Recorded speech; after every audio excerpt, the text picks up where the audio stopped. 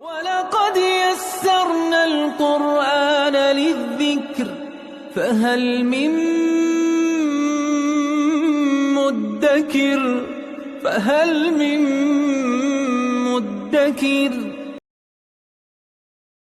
اعوذ باللہ من الشیطان الرجیم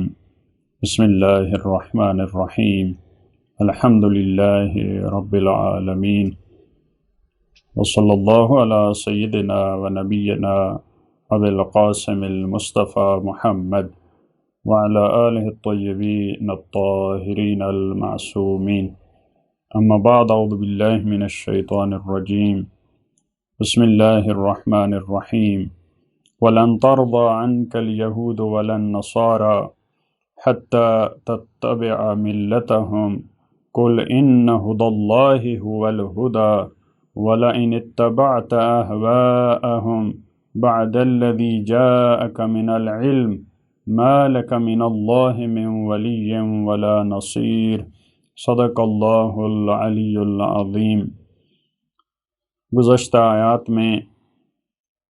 پروردگار عالم نے بڑی تفصیل کے ساتھ اہل کتاب اور مشرکین مکہ کے حالات کو بیان کیا۔ اس آیت میں تقریباً اس پوری بحث کا خلاصہ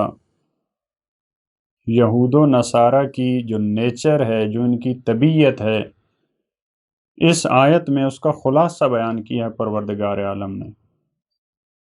ان کا سوال کرنا، آپ کی محفلوں میں آنا، منافقت کرنا، مختلف اذیتیں دینا، اور ظاہر میں یہ کہنا کہ ہم ایمان لانا چاہ رہے ہیں یا ہم ایمان لائے ہیں، رسول اللہ سے نعوذ باللہ غلطیاں نکالنا،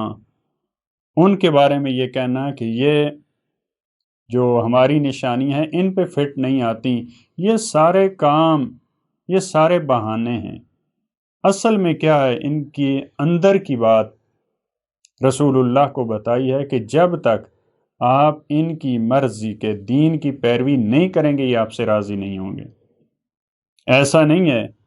یہ آپ ان کو یہ نشانی لا کے دیں، یہ معجزہ دکھائیں، اس سوال کا جواب دیں، تو ایسا نہیں ہے کہ یہ آپ کو قبول کریں گے،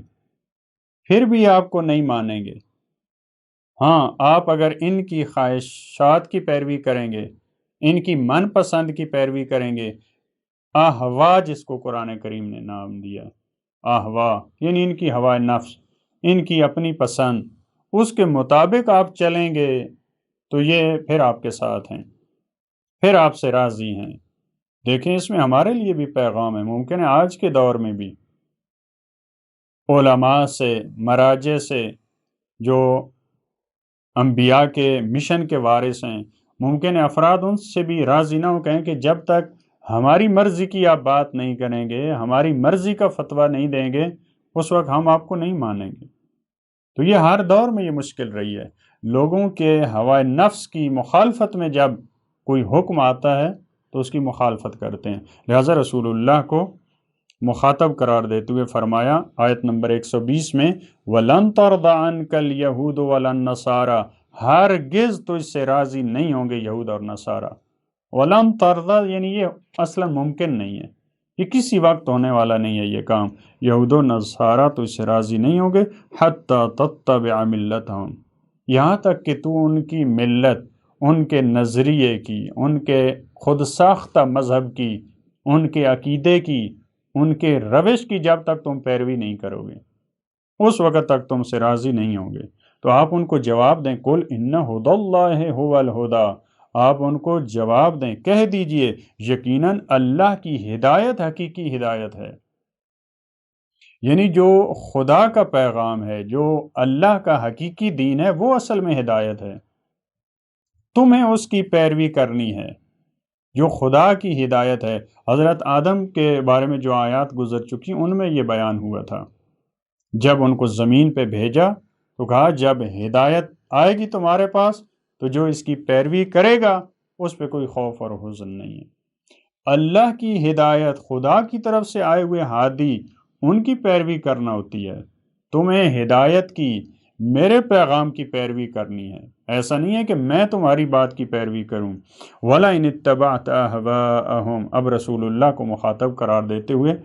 البتہ اس سے مخاطب رسول اللہ ہیں، لیکن ہر ایک فرد جو ہے اس کے لیے یہ میسج ہے حقیقت میں، کیونکہ رسول اللہ کی تو معصوم ہستی ہے۔ جب انہیں کبھی متوجہ کیا جاتا ہے اس قسم کی سخت بات کے لیے، یہ اصل میں ہمیں سمجھانے کے لیے ہوتا ہے کہ دیکھو ہم اپنے رسول سے یہ کہہ رہے ہیں تو یہ کتنا حساس مسئلہ ہے۔ لہٰذا اللہ کے رسول کو مخاطب قرار دیتے ہوئے فرمایا وَلَئِنِ اتَّبَعْتَ أَهْوَاءَهُمْ، اگر ان کی پسند کی، اگر ان کی مرضی کی، ان کی خواہشات نفس کی تم نے پیروی کی، بَعْدَ الَّذِي جَاءَكَ مِنَ الْعِلْمِ، بعد اس کے کہ جب تیرے پاس آ گیا علم، وہی آ گئی، ہدایت کا پیغام آ گیا، فرشتے نے بتا دیا، اس کے بعد اگر آپ ان کی مرضی کی پیروی کریں گے، مَا لَكَ مِنَ اللَّهِ مِنْ وَلِيٍّ، تو نہیں ہوگا تمہارے لیے ولی، پھر خدا تمہارا ولی نہیں بنے گا۔ دیکھیں ولی اس کو کہتے ہیں جو اصل میں جو قریب چیزیں ہوتی ہیں، نزدیک چیزیں ہوتی ہیں، ملی ہوتی ہیں، اصل میں اس کو ولایت اس کو کہا جاتا ہے۔ اور ولی جب کہا جاتا ہے اللہ کسی کا ولی ہے، یعنی خدا ڈائریکٹ بغیر کسی واسطہ کے اس کے کام خود ٹھیک کر رہا ہے، اس کی اصلاح کر رہا ہے۔ اور جب انسانوں کے بارے میں ہوتا ہے کہ یہ اللہ کے ولی ہیں، یعنی ان کا خدا سے بہت قریبی رابطہ ہے،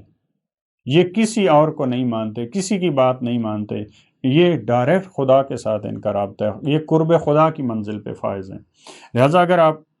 علم آنے کے بعد اگر ان کے ہوائے نفس کی پیروی کریں گے، مَا لَكَ مِنَ اللَّهِ مِنْ وَلِيٍّ وَلَا نَصِيرٍ، پھر نہ اللہ تمہارا ولی ہوگا نہ نصیر ہوگا،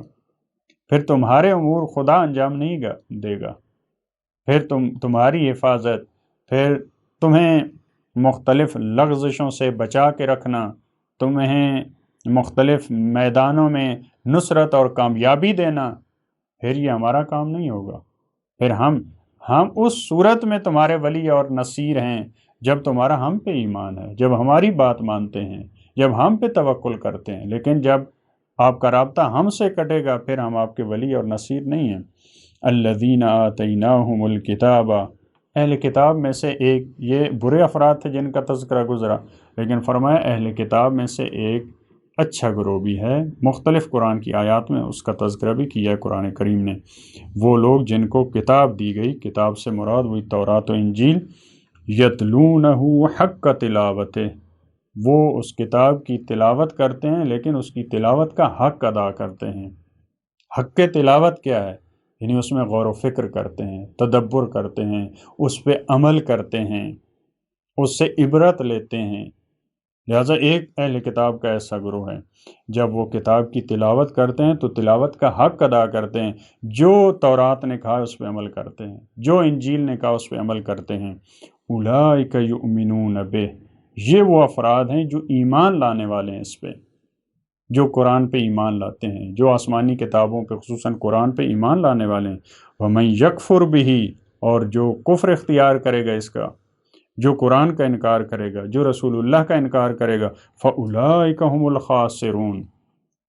تو بس یہی وہ لوگ ہیں جو خسارے میں ہیں، جو ہلاکت میں ہیں، یہ خسران والے ہیں، یہ ہلاکت میں ہیں، یہ گھاٹا اٹھانے والے ہیں، جو قرآن کی بات نہیں مانتا، جو اللہ کے رسول کی بات نہیں مانتا۔ اس کے بعد دوبارہ جہاں سے سلسلہ شروع ہوا تھا، بنی اسرائیل کے بارے میں جو شروع کی آیات تھیں 48، وہاں سے بنی اسرائیل کی بات ہوئی تھی، اور یہی آیت وہاں پہ تھی، یا بنی اسرائیل اذکروا نعمتی التی انعمت علیکم، وہاں بھی یہ آیت گزر چکی کہ اے بنی اسرائیل تم یاد کرو میری اس نعمت کو، میرے ان احسانات کو جن سے میں نے تمہیں نوازا، وانی فضلتکم علی العالمین، اور میں نے تمہیں عالمین پر برتری دی، وہاں اس کی تفسیر گزر چکی۔ اتنے واقعات، اتنے ان کے غلط نظریات، ان کی اذیتیں، ان کی خرافات بیان کرنے کے بعد دوبارہ ان کو تذکر دیا کہ دیکھو میں نے تمہیں عالمین پہ برتری دی ہے، اس چیز کو یاد رکھو، اپنی قدر جانو۔ وَاتَّقُوا يَوْمًا لَا تَجْزِي، یہ اس آیت کا وہاں پہ بھی تذکرہ تھا، وَاتَّقُوا يَوْمًا لَا تَجْزِي نَفْسٌ عَن نَفْسٍ شَيْئًا، اور اس دن سے بچو جس دن کوئی کسی کا بدلہ نہیں ہو سکے گا، وہاں خود انسان نے اپنا حساب دینا، ایسا نہیں ہے کہ تمہاری جگہ کسی اور کو لے لیا جائے گا۔ وَلَا يُقْبَلُ مِنْهَا عَدْلٌ، وہاں پہ کوئی معاوضہ قبول نہیں کیا جائے گا۔ وَلَا تَنْفَعُهَا شَفَاعَةٌ، اس دن کوئی شفاعت نفع بخش نہیں ہوگی۔ وَلَا هُمْ يُنصَرُونَ، اس دن مدد نہیں کی جائے گی۔ اس گروہ کو مد نظر رکھتے ہوئے پروردگار عالم فرما رہا ہے کہ وہاں شفاعت نہیں ہوگی۔ شفاعت وہاں پہ تھا، قبول نہیں ہوگی، یہاں پہ نفع نہیں دے گی۔ شفاعت کا قبول نہ ہونا، نفع بخش نہ ہونا، یہ ان افراد کے لیے جن کے نظریات غلط ہیں، جن کے ایمان کی مشکل ہے، جیسا یہ اہل کتاب کی بات ہو رہی۔ وگرنہ ہم نے پہلے بھی اس سے ملتی جلتی آیت جو تھی وہاں پہ عرض کیا تھا کہ جو صحیح شفاعت ہے اس پہ قرآن کریم کی کئی آیات موجود ہیں، جس کا تذکرہ انشاءاللہ بعد میں آئے گا۔ پروردگارہ وہ تمام بری صفات جو اہل کتاب، جو یہود و نصارہ، جو مشرکین میں پائی جاتی تھیں، ہم مسلمانوں کو اس سے بچنے کی توفیق عطا فرما۔ اللہم صلی علی محمد و آل محمد۔